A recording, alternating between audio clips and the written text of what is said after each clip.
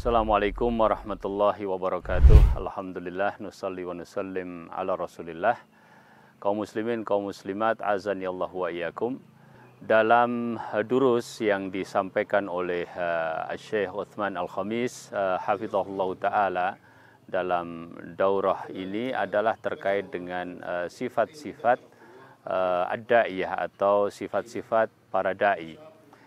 Khususnya para duat atau para da'i yang berasal dari sekolah, yang berasal dari lembaga pendidikan, yang berasal dari pesantren, mungkin akan berpikir bagaimana menerapkan hal tersebut di dunia pendidikan. Menerapkan ketika di kelas, menerapkan ketika di luar kelas, menerapkan kepada peserta didik, juga kepada wali-wali siswa, bahkan masyarakat secara umum.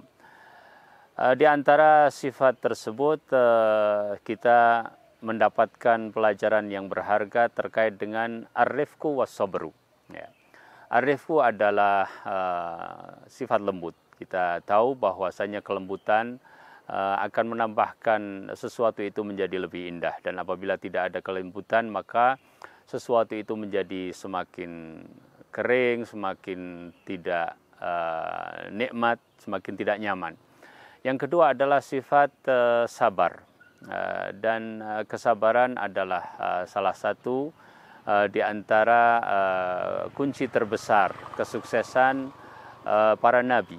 Ya, bahkan nabi kita pun alaihi salatu wassalam ya diperintahkan oleh Allah Subhanahu wa taala dalam ayat Al-Qur'an, fasbir kama sabara ulul azmi minar rusuli.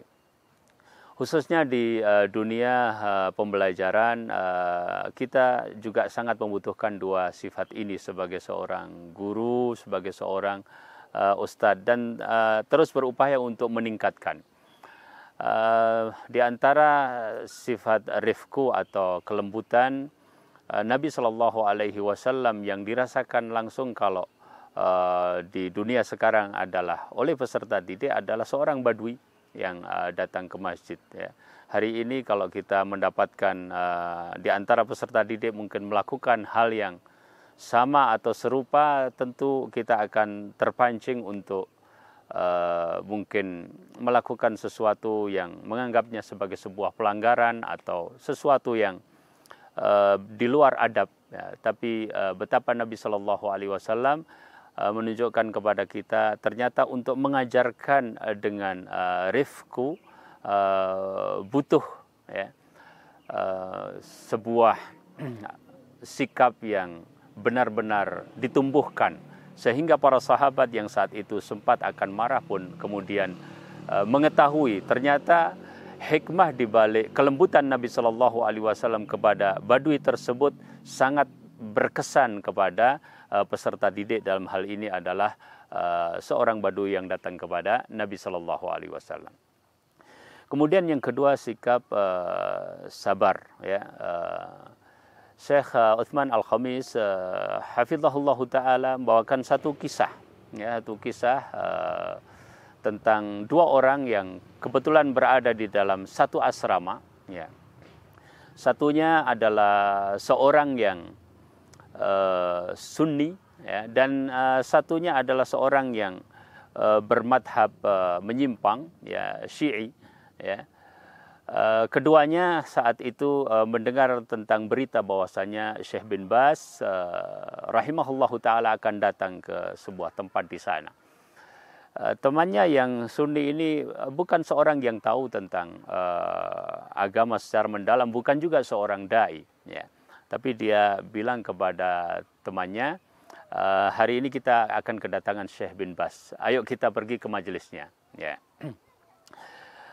Temannya ini mengatakan, buat apa saya pergi ke majelis itu, kan syekh kamu bukan syekh saya gitu. Ya. Begitu saja berlalu, tapi ternyata di akhir sebelum terjadinya majelis tersebut, temannya ini berpikir, iya saya hidup di tempat ini dan ada seorang syekh tokoh yang sangat masyhur di tempat ini. Gak logis buat saya kalau saya tidak datang ke majelis, paling tidak saya ingin melihat. Ya. Pada akhirnya dia datang ke sana tidak bersama temannya yang mengajak, karena dia ambil keputusan di waktu-waktu yang sudah mepet akan berlangsungnya ceramah tersebut. Ya. Ketika dia datang, kemudian dia dengar, dia ikuti, ada dua hal yang sangat menarik yang dia catat dalam memorinya. Hal yang pertama adalah bahwasanya Syekh bin Baz rahimahullahu taala selalu mendasarkan perkataannya dengan ayat-ayat Al-Quran. Bahkan beliau yang Allah Subhanahu wa taala uji dengan buta, sangat hafal terhadap ayat-ayat tersebut. Ya. Kemudian hal yang kedua adalah tentang sebuah pertanyaan dari peserta. Pertanyaan itu terkait dengan seorang anak yang mempunyai prestasi bagus, namun dia mempunyai madhab yang menyimpang. Ya. Sementara ada peserta didik yang lain yang mirip ya nilainya, tapi di bawahnya, dan dia adalah seorang yang sunni. Ya. Kemudian pertanyaan guru ini, wahai Syekh, bagaimana? Ya, ini nanti yang dapat prestasi ini madhabnya dia menyimpang. Kalau dia nanti dapat beasiswa, dia dapat pekerjaan, mungkin dia akan gunakan untuk hal-hal yang tidak baik. Ya. Bolehkah, pertanyaannya, bolehkah saya rubah nilainya, saya turunkan, ya? Atau saya naikkan nilai dari peserta didik yang lain yang mirip-mirip ini supaya dia yang dapat beasiswa. Ya. Apa jawaban Syekh? Jawaban Syekh di luar dugaan teman yang tadi hadir. Apa kata Syekh? Bahwasanya perkara tersebut benar-benar tidak dibolehkan. La yajuz. Ya.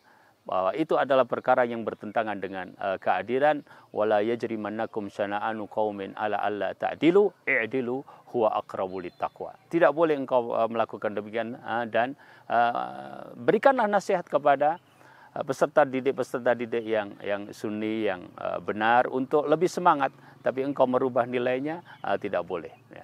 Dua hal ini kemudian menjadi sebuah kesan yang mendalam bagi teman tadi, saudara tadi, ya. Dan apa yang terjadi besoknya, dia masih dalam madhabnya yang menyimpang, ya. Seminggu, 2 minggu, 2 bulan, ya, sampai 2 tahun baru Allah Subhanahu wa taala berikan petunjuk kepadanya untuk kembali ke manhaj yang benar, kepada sunnah Nabi sallallahu alaihi wasallam. Ini adalah salah satu contoh dari buah kesabaran. Aku qouli hadza, semoga Allah Subhanahu wa taala memberikan manfaat kepada kita dan seluruh kaum muslimin dan kaum muslimat. Wassalamualaikum warahmatullahi wabarakatuh.